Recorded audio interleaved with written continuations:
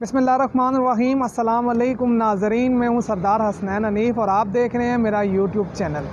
नाज़रीन, आज के इस व्लॉग में हम इस बात पे गौर करेंगे और इसको तफसील से जानने की कोशिश करेंगे कि हम कैसे अपने बच्चों में डिसिप्लिन पैदा कर सकते हैं, कैसे उनमें नज़्म ज़ब्त पैदा कर सकते हैं, और जिन बच्चों में बिल्कुल भी डिसिप्लिन नहीं है उनको कैसे हम इसकी तरफ ला सकते हैं। अक्सर हमारे इर्द गिर्द हमारे दोस्त अहबाब में पेरेंट्स को जो है वो इस बात का शिकवा होता है कि हमारे बच्चों के अंदर बिल्कुल भी जो है वो नज़्म ज़ब्त नहीं है, वो बिल्कुल भी जो है वो किसी चीज़ का ध्यान नहीं रखते। वो हर जगह अगर उनके रूम्स में जाएं तो चीज़ें बिखरी रहती हैं, जो चीज़ उठाते हैं उसको अपनी जगह पे नहीं रखते, कोई काम नहीं करते। तो इस लिहाज से आज हम इस बात को जानने की कोशिश करेंगे कि आया बच्चों के अंदर ये नज़्म ज़ब्त पैदा करना, जो डिसिप्लिन पैदा करना है, उसके लिए कौन सी बुनियादी चीज़ें हैं, कौन सी एज है जिस एज में आप बच्चों को जो है वो उनके अंदर ये डिसिप्लिन की आदतें आहिस्ता आहिस्ता करके डाल सकते हैं, और जब वो बड़े हो जाते हैं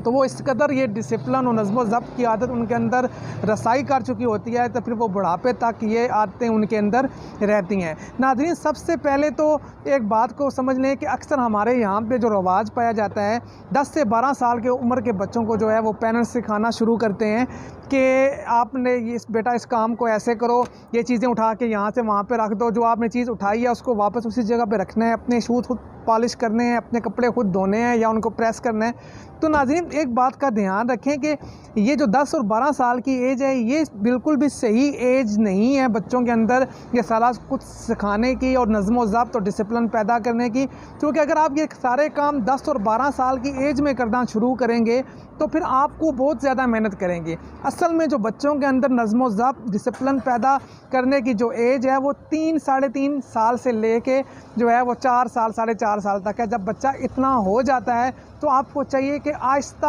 आहिस्ता करके उसके ऊपर जो है अपना जो बोझ है वो शिफ्ट करना शुरू करें, और ताकि उसके अंदर जो है वो नज़्म ज़ब्त और डिसिप्लिन की जो आदत हैं वो आहिस्ता आहिस्ता जो है वो तक़वियत पाना शुरू कर दें। नाज़रीन, इस बात को डिसिप्लिन और नज़्म ज़ब्त पैदा करने के लिए जो है वो उसके 4 स्टेप्स हैं। सबसे पहले तो आपने अपने बच्चे की उम्र का जो है वो उसके मुताबिक जो है वो आपने एक अंदाज़ा लगाना है कि आप अपने बच्चे को कौन से काम जो है वो शिफ्ट कर सकते हैं। यानी कि अगर मैं आप ये व्लॉग बना रहा हूँ तो मैं तमाम लोगों से मुखातिब हूँ, उन लोगों से भी मुखातिब हूँ जिनके बच्चे 3 और 4 साल के हैं, और उन लोगों से भी मुखातिब हूँ जिनके बच्चे 10 और 12 साल और 15 साल के हैं। लिहाजा मैं आपको जो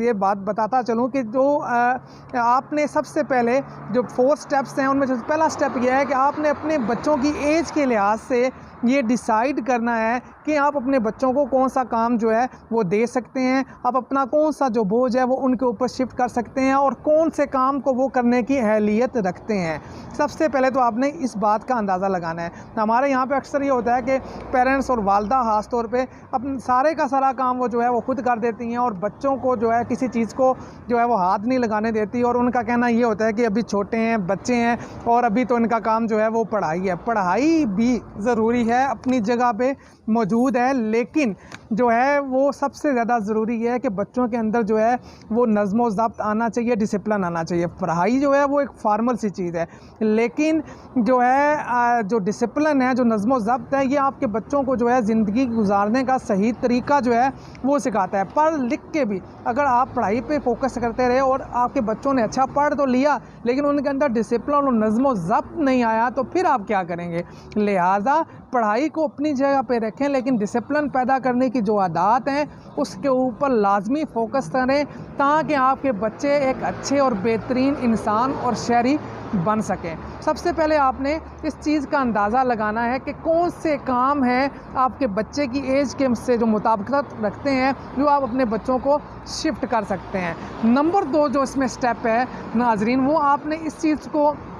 देखना है कि आपने जो है वो जो लिस्ट बनाई है अपने बच्चे की एज के मुताबिक, उसके ऊपर जो आपने ज़िम्मेदारियां डालनी हैं, जो आपने काम शिफ्ट करना है, उन कामों को आपने एक टाइम लिमिट देनी है कि आपने ये जो 2 या 3 काम अपने बच्चे के ऊपर शिफ्ट किए हैं, इस काम में आपके बच्चे को कितना टाइम लगेगा इन सारी चीज़ों को अडॉप्ट करने में। फ़र्ज़ करें आपका बच्चा 3 या 4 साल का है, तो आप उसको जो है वो इस चीज़ काम पे लगा देते हैं कि बेटा कि आइंदा से मैं आपके जो है वो कपड़े धो तो दूँगी, लेकिन आपने उनको जो है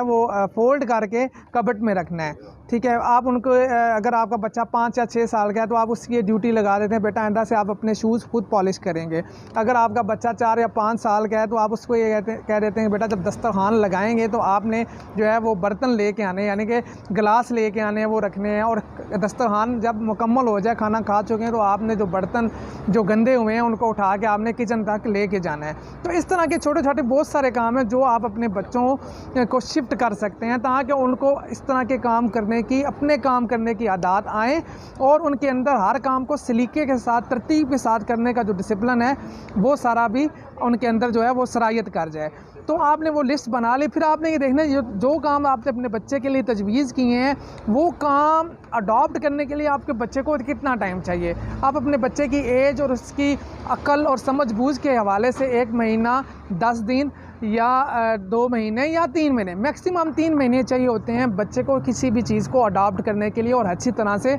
उसको समझने के लिए। तो आपने उस टाइम लिमिट का जो है वो आपने एक जो है वो अपने माइंड के अंदर बना लेना है कि आपने अपने बच्चे को कितना टाइम देना है।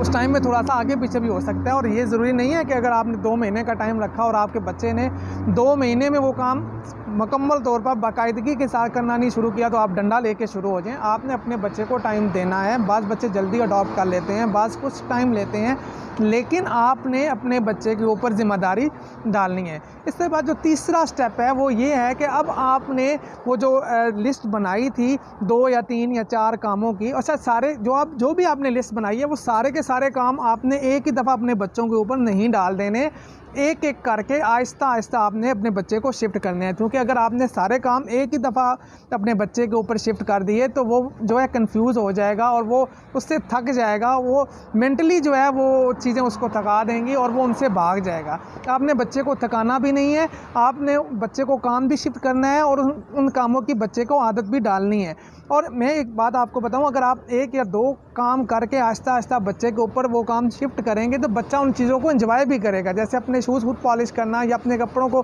तह लगा के कबर्ड में रखना या बर्तन लेके आना दस्तरखान तक, तो इन चीज़ों को बच्चे एंजॉय भी करेंगे और उनके अंदर जो है वो ये आदत सरायत भी कर जाएंगी। अब तीसरे स्टेप में आपने उन सारी चीज़ों को जो आपने सोचा है उनको बिल तरतीब आहिस्ता आहिस्ता एक एक करके शिफ्ट करना है, और हर एक चीज़ को शिफ्ट करने के बाद आपने उसको टाइम देना है 1 महीने का, 1.5 महीने का। जब वो उस चीज़ में महारत हासिल कर ले,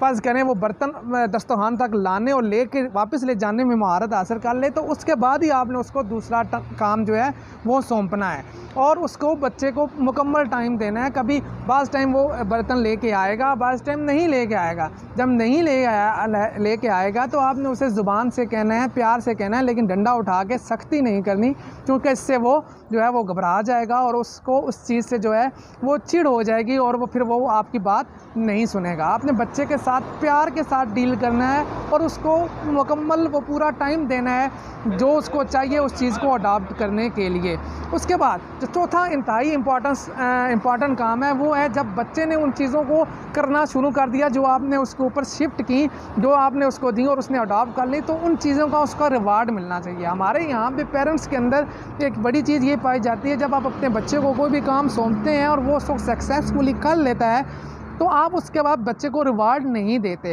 रिवार्ड इंतहाई ज़रूरी है। बच्चे की अगर आप ज़हनियत को समझने की कोशिश करें, उसके माइंड को समझने की कोशिश करें, जो काम आपने उसको दिया और उसने वो कर लिया, जब आप उसको रिवार्ड देते हैं तो वो उसके अंदर उसके मज़ीद जो है वो हौसला अफजाई और कॉन्फिडेंस पैदा करता है। लिहाजा जो है आप अपने बच्चे को जो है रिवार्ड लाजमी दें। जो भी काम आपने उसको दिया, जब उसने उन कामों को करना शुरू कर लिया, जब कभी भी वो उस काम को करता है तो उसका रिवार्ड उसे ज़रूर दें, और जब कभी वो उस काम को नहीं करता, जानबूझ के या भूल जाता है, तो फिर उसकी पनिशमेंट भी दें। और पनिशमेंट का मतलब ये नहीं कि आप उसको मारना शुरू कर दें, डांटना शुरू कर दें। उसका मतलब ये है कि जो रिवार्ड आपने उसको दिया वो रिवार्ड उससे वापस ले लें। ताकि उसके इस चीज़ का पता चले जो रिवार्ड उसको मिल रहा है वो सिर्फ़ और सिर्फ उसे उस वजह से मिल रहा है कि जो वो काम कर रहा है, और अगर वो ये काम नहीं करेगा तो ये रिवार्ड उससे वापस ले लिया जाएगा। मिसाल के तौर पे अपने बच्चों को एक दिन में बहुत सारी चीज़ें खिला देते हैं, चॉकलेट्स खिला देते हैं, बिस्कुट खिला देते हैं, लेज़ खिला देते हैं, 100-250 रुपये की चीज़ खिला देते हैं। लेकिन अगर वो सारी चीज़ें जो वो सारे पैसे जो एक दिन में आप अपने बच्चे को खिला रहे हैं, उन सारी चीज़ों को आप उसको मुंसलिक कर दें रिवार्ड के साथ कि बेटा आपने अपने जूते पॉलिश करने हैं, आपने अपने स्कूल का जो यूनिफॉर्म है उसको प्रेस करके कबर्ड के अंदर लगाना है, तो आपको जो है इतने पैसे जो हैं वो शाम को मिलेंगे या आपको इतनी चॉकलेट्स मिलेंगी, और अगर आप ये काम नहीं करेंगे तो आपको चॉकलेट्स नहीं मिलेंगी। तो इस चीज़ के साथ अगर आप बच्चों को रिवार्ड देना शुरू कर दें और रिवार्ड और पनिशमेंट का जो रवैया है वो भी आप अपना लें, तो इससे भी बच्चों को जो है वो सीखने में और काम करने में दिलचस्पी आएगी और वो शौक़ से वो काम करेंगे, और उन्हें मालूम होगा जब वो ये काम कर चुकेंगे तो उन्हें इसका रिवार्ड मिलेगा और उन्हें फिर उससे जो है वो खुशी भी हासिल होगी और तसल्ली भी मिलेगी। एक चीज़ और मैं आपको बताना चलूँ कि हम लोग जो है वो बच्चों की तरबियत और नज़्म ज़ब्त और डिसिप्लिन पे ज़ोर नहीं देते, हमारा सारा का सारा ज़ोर उनकी पढ़ाई पे होता है। एक बात याद रखें कि नज़्म ज़ब्त और डिसिप्लिन जो है वो पढ़ाई से नहीं आता, वो आपको जो है वो बताने से, उस पर अमल कराने से आएगा। दुनिया में देखें पढ़ाई तो अभी आई है, साइंस ने तो अभी तरक्की की है, लेकिन जो पुराने ज़माने थे क्या उस वक्त के लोगों में नज़्म ज़ब्त और डिसिप्लिन नहीं था? डिसिप्लिन था। एक बात जो मेडिकल साइंस भी कहती है कि इंसान अपने एक्सपीरियंस और प्रैक्टिकल से सबसे ज़्यादा सीखता है। हम अपने बच्चों को बड़ी बड़ी मोटी मोटी किताबें जो है उनके हाथों में थमा देते हैं, लेकिन जो है वो उनकी जो कैरेक्टर बिल्डिंग है, जो उनकी डिसिप्लिन की बिल्डिंग है, उस पे हम लोग तवज्जो नहीं देते। मेन चीज़, और बच्चे सबसे ज़्यादा उसी चीज़ से सीखेंगे जो वो खुद करेंगे, जिसका वो एक्सपीरियंस करेंगे, जिसको वो प्रैक्टिकली करेंगे। लिहाजा ये सारे काम पढ़ाई के साथ उनकी ज़िंदगी के अंदर शामिल करें ताकि उनके अंदर नज़्म ज़ब्त आए और डिसिप्लिन पैदा करने की जो है वो जो हमारी ख्वाहिश है वो उनके अंदर आए। उम्मीद करते हैं नाज़रीन हमारा आज का व्लॉग आपके लिए और आपके बच्चों के लिए मुफीद साबित होगा। अगर आपको हमारी वीडियो अच्छी लगी है तो इसको लाइक कर दें और शेयर कर दें। अगर आपने हमारा चैनल सब्सक्राइब नहीं किया तो इसको सब्सक्राइब कर दें ताकि हमारी हर आने वाली नई वीडियो आप तक बर वक्त पहुँच सके। अपना ख्याल रखिएगा, हमारे लिए दुआ कीजिएगा। मिलते हैं नए व्लॉग में, नए टॉपिक, नई खबरों, नए तज्ज़िये के साथ। अल्लाह हाफिज़।